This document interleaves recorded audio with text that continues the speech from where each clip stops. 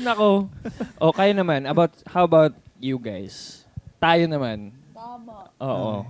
Ano naman yung experiences niyo sa love teams niyo? Di ba dapat ikaw muna? Ikaw na lang Oo, muna. ikaw Oo, naman ikaw yung muna. may, actually, kayo naman yung may, talaga love team talaga.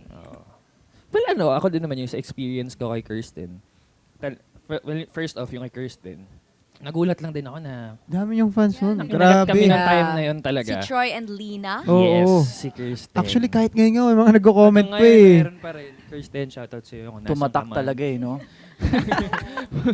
Nandito lang kami. Si Oo. love teams. Oo, ganun. Pero wala, unexpected lang din yun. And siguro may, din talaga, more, yung sa amin ni Kirsten, it was more of an effort to say thank you to the fans talaga. Kaya din kami gumagawa ng TikToks together to appease the fans, para mag-enjoy sila, para ganun. Yun talaga. Yung Shanty naman, super unexpected yun. Unexpected. Oo, kasi may eksena lang kami pare na parang lilift ko siya sa cheerleading. Tapos sabi ni Direk sa akin, lokohin mo si Shanty, ko nang bahala. Nakahawak ko sa kilikili niya pare. So nung ginanong ko siya, pagkatapos sabi niya, lokohin ko, inamoy ko yung kilikili niya. Oh my God. Patot! Ginanong ko siya. Joke-joke lang, ganun. Tapos nakunan pala kami ng camera. Tapos nung nakunan kami, syempre si Shanty, she's like a K-pop idol. Yeah. Medyo, syempre may tingin sa kanya na parang, alam mo yun, idol! Alta, Idol. Oo. Idol! Star. Ginanong ko. Ginanon mo. Ginanong ko bigla, inamoy ko yung kilikili.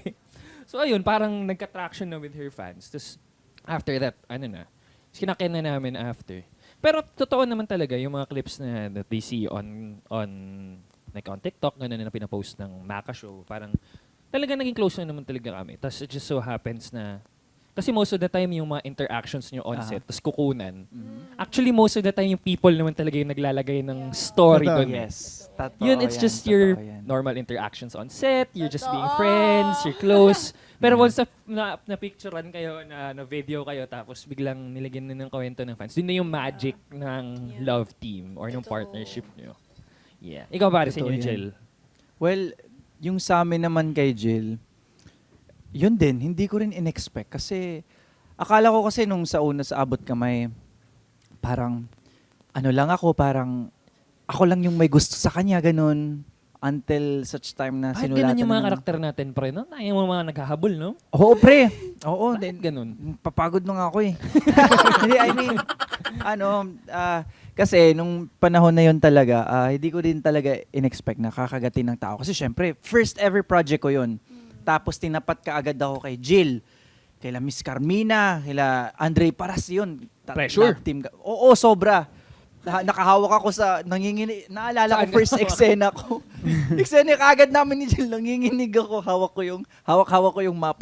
Kasi janitor Si ako. Regan. dun eh, Si Regan. Regan. eh. Regan. Kaya nung eksena na yun, actually, nung first scene namin na, nung pinalabas na, nakita ng mga naawa sa akin yung mga tao. Kasi nagsiselos ako doon eh. So parang hawak-hawak ko yung stick ko, tapos nakatingin ako, kausap niya si Andre Paras, si Doc Luke.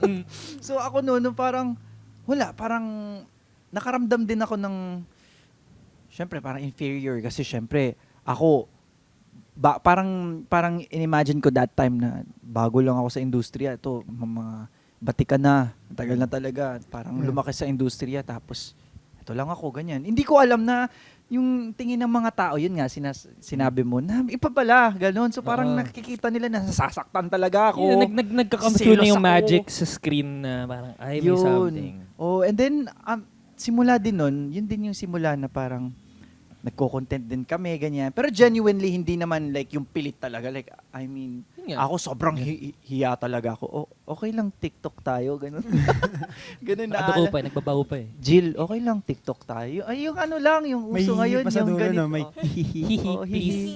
Oo. Hehe. Sobrang Ay, ako- hihiya talaga ako. Hehe. Ay, Bisaya ako kaya ay hihi.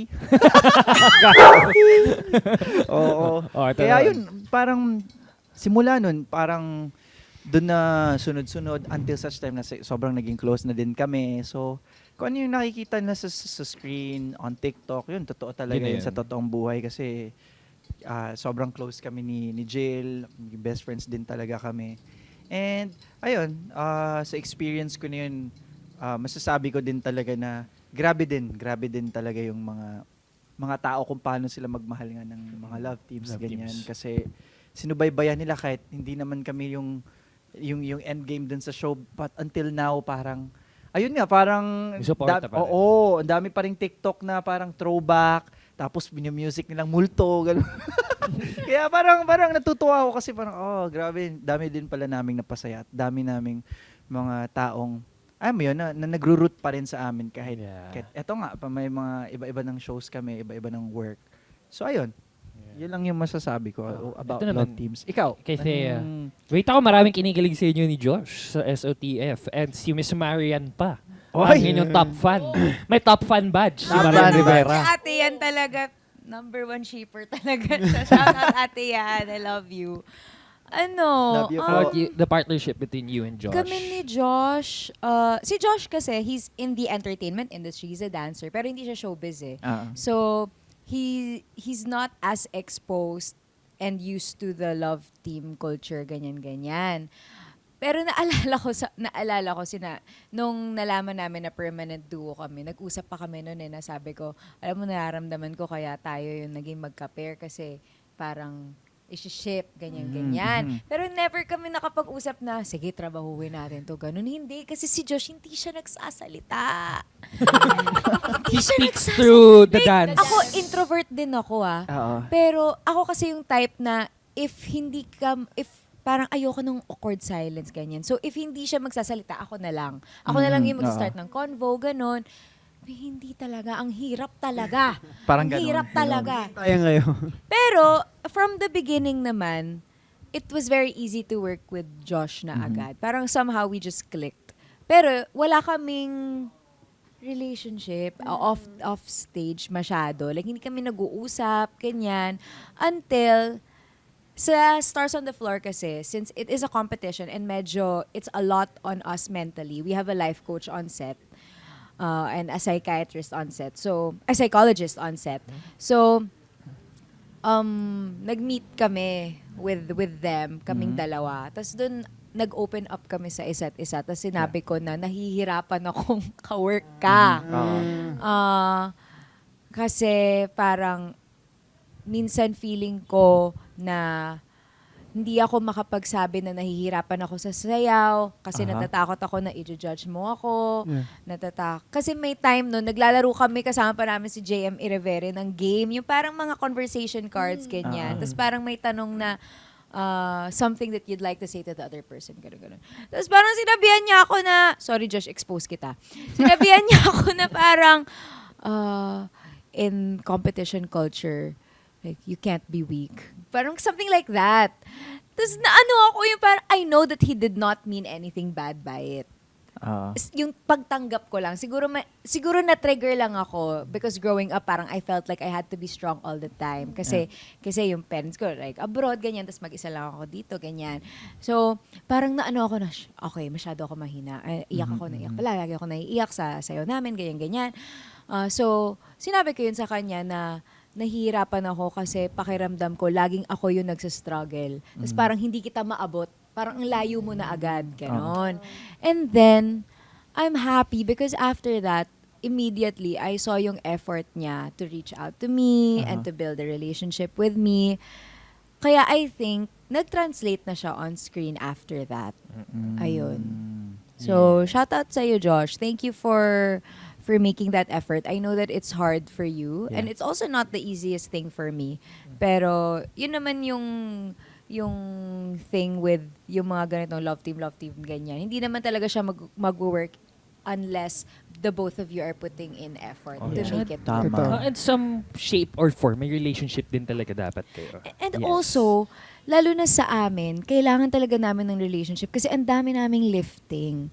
So, kailangan The namin trust. ng Oo, yung trust. trust pa rin, Malalang trust sa isa't Oo. isa na kailangan in sync kami. And kapag kasi, kapag ikaw yung linilift, as a girl, pag ikaw yung linilift, kapag nag-hesitate ka, mas lalong maririsk na mahulog ka. So, if tatalon ka, italon mo. If babagsak ka, ibagsak mo. para mas smooth siya. And hindi mo yun magagawa if wala kang tiwala doon sa partner mo. So, Tama. Grabe. yun. Shout out, Josh. Grabe. yes. Tibay. Speaking of trust lang din, lalo na sa ating mga lalaki, lalo din sa'yo pare, nung starting off ba kayo sa love team, like you with Jill or me with Shanty, or ikaw with Mhm. Sophia, nakaramdam ba kayo ng pressure na parang, kailangan ko ipa-feel sa kanya na maging komportable siya sa akin, na safe siya sa akin, gano'n, na okay lang, gano'n. Oo, Nakaramdam ka ba ng sobra. ganung pressure? Sobra. Oo. As in. Kasi, parang, yun nga, yung dala-dala na ding pressure na bago lang ako. Mm-mm. Tapos, hindi ako sanay sa ganito. Kailangan ko mag-keep up. So, parang more, pero sa akin nun, more on parang, parang, gusto ko lang din na maging, yun nga, yung parang, yung ginogol ko is yung komportable. Komportable yung feeling Hindi niya. necessarily pressure, pero parang Yeah. alam mo sa sarili mo na, for this to work, Yes. kailangan ko lang, Kailangan namin Oo. maging friends. Kailangan namin maging friends. Oo. Ganon. Kailangan ko, gusto kong maging komportable siya, katrabaho ako, hindi siya nahihiya pag nagsalita siya sa akin or ako, pag nakikipag-usap siya sa akin. Parang, it starts there. It starts there. And then, yun, parang moving on. Naging, yun doon na, Hanggang sa nabibuild yung trust magpato-pato. talaga. Oo. Na,